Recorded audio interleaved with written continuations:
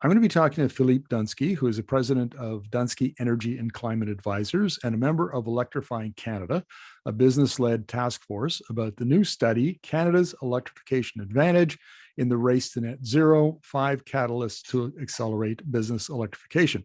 So welcome to the interview, Phillippe. Thanks. It's great to be here, Markham. Well, we're glad to have you because in energy media, we have been reporting on the need to electrify the Canadian economy, both for climate change and also because that is the direction the 21st century economy is going. And so I'm really happy to talk to you about that. And so my first question to you is, I guess, the obvious one. Why should businesses electrify? Well, businesses should, and first of all, let me actually nuance it a little bit, right? We're not talking about electrify everything, but we're talking about electrifying a lot, certainly a lot of uses that are currently not electrified, right? So just to nuance that a little bit, why should businesses look to electricity to supply an increasing share of their energy needs? First and foremost, because it's the single cheapest way to decarbonize. And today in 2022 and going forward, increasingly businesses need to decarbonize because competitiveness is going to play out both on cost and on carbon. So, you put those two together in your business, you want to decarbonize in the cheapest possible way.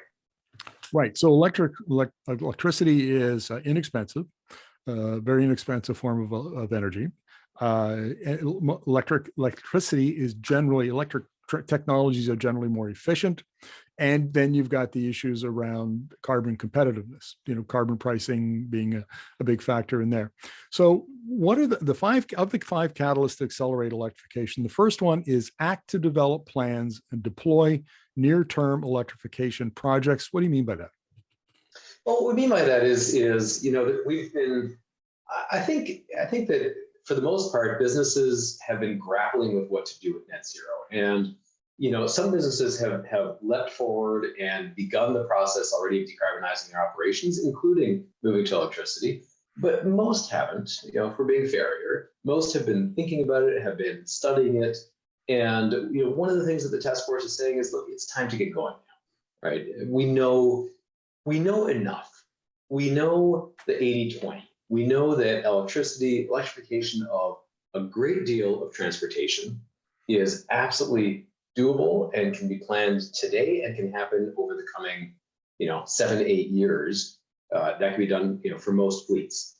We know that electrification of a lot of industrial processes, not all, but a lot of industrial processes can be done today. So, I'm not trying to oversimplify this, that, these are complex things for any business, but the first message there is time to start moving forward. The second catalyst is empower utility climate leadership through regulator and utility net zero mandates. And I guess this would be particularly important in Canada because most of the provincial utilities are owned by provincial governments. Yeah, they're owned by provincial governments, and every utility, whether they're Crown Corps or not, is regulated. And so this is one of the great challenges that we have, right? We have a regulatory framework that these utilities operate under. Utilities can't do whatever they want. They have to go to the regulator and get approval. Regulator can't do whatever it wants because it has a mandate. The mandate typically will say, focus on keeping the lights on and rates low.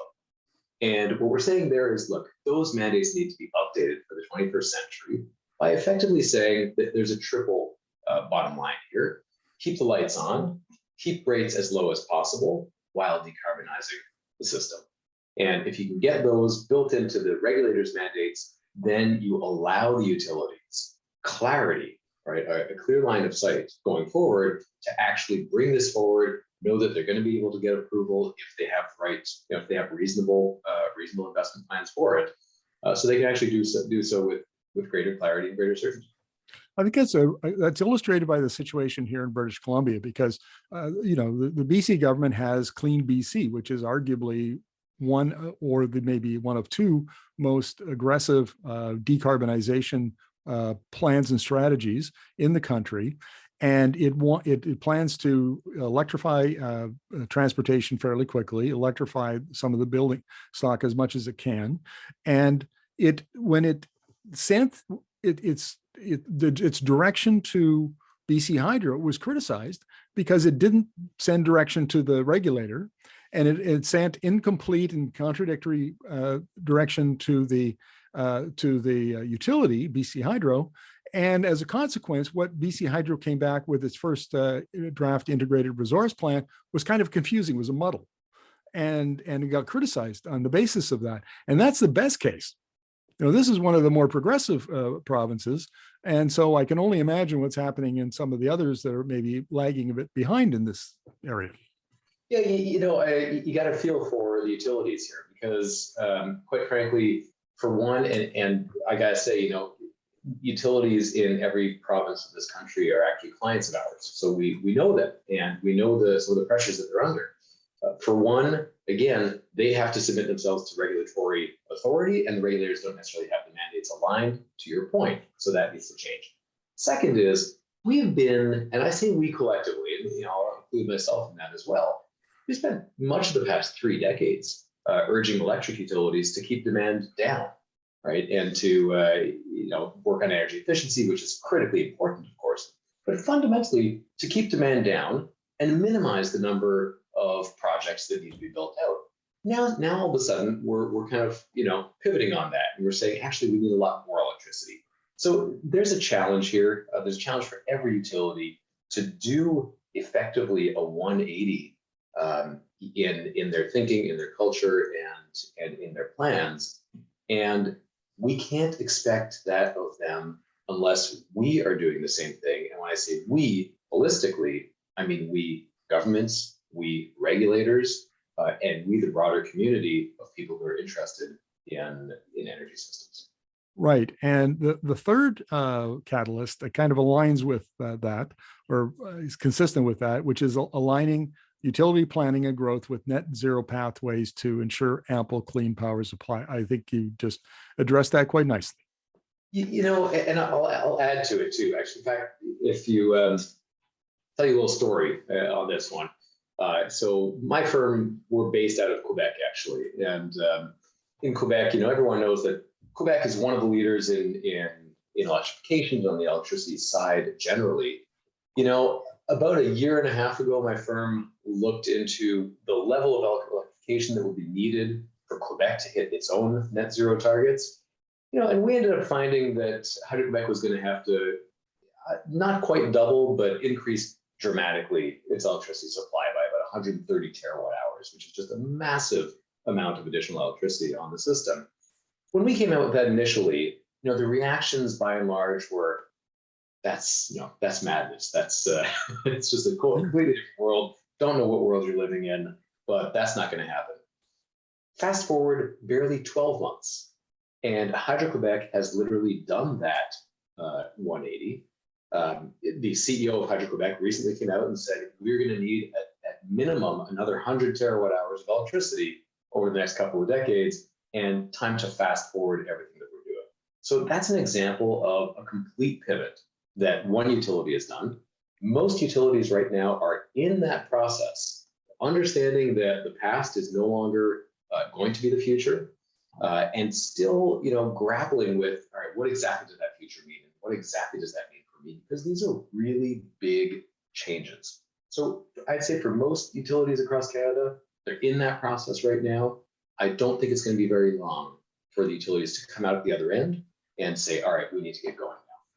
Yeah, I can see the point, the need for leadership here, because to give viewers an example of the complexity of this, an illustration of it, I was reading last year, the Alberta Electrical System Operator put out a report of 2 years of consultations with customers and utilities and other players in the electricity system. And the number of issues that they have to grapple with around, self-generation by big industrial customers, the regulatory environment, how do you price electricity now, to get to do, get your customers to do what they need to do. The complexity of that was it's kind of staggering, and every province would be in the same boat. And so if you don't get all the pieces of the machinery working smoothly towards that same goal, you're going to run into problems. Absolutely. And, every province is in the same boat in terms of having a staggering change in front of them. But of course, different provinces have a different degree of change that they're facing. And you gave the example of Alberta. I mean, Alberta probably has one of the most daunting degrees of change in front of them, because like a few, and there are a few other provinces, Alberta, Saskatchewan, New Brunswick, and Nova Scotia. Really, there are 4 provinces in Canada that not only have to be looking at the possibility of potentially doubling their output, but simultaneously retiring or putting carbon capture and storage on existing thermal generation. So, we talk about BC and Quebec.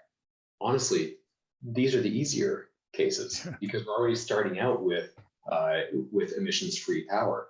For those other 4 provinces, the step is even greater. Your fourth catalyst is tilt the playing field to provide the certainty needed to drive electrification. What do you mean by that? There are a number of things that need to be done and that can be done to drive electrification. But I'll give you one important example. The carbon pricing system. So right now, one of the things that we found, we went out and interviewed corporate leaders across the country. One of the things that we heard back was, we don't believe it. The federal government has said, look, the current carbon price is going to escalate by $15 per year out until 2030. By 2030, you're going to be $170. We're talking to corporate leaders, and corporate leaders are telling us, we're not building that into our own investment plans. We're not building it into the business cases. We don't trust that that's going to happen. Why? Because there can be an election anytime. And there could be a change of government, and new government could scrap that whole thing. So there's a problem of believability right now. Look, it's a democracy, and this is what happens in democracies. So, to a degree, you have to accept that, but you also have to work on it. And you also can do things today that provide more certainty than there currently is in the market. And quite frankly, the current government, I know, is now actually working on that. So right around the same time we were, putting the final touches on this, federal government was coming to the same, I'd say, realization and announced its intent to try to firm up the carbon pricing schedule, a bit more certainty for those people who are actually having to make long-term business decisions based on them. Well, let's talk about the last catalyst, which is finance electrification projects by crowding in private investment.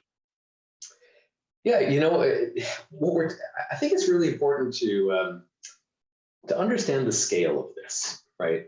We're talking about a pretty dramatic economic transformation, right? I mean, energy energy basically underpins vast swaths of our economy.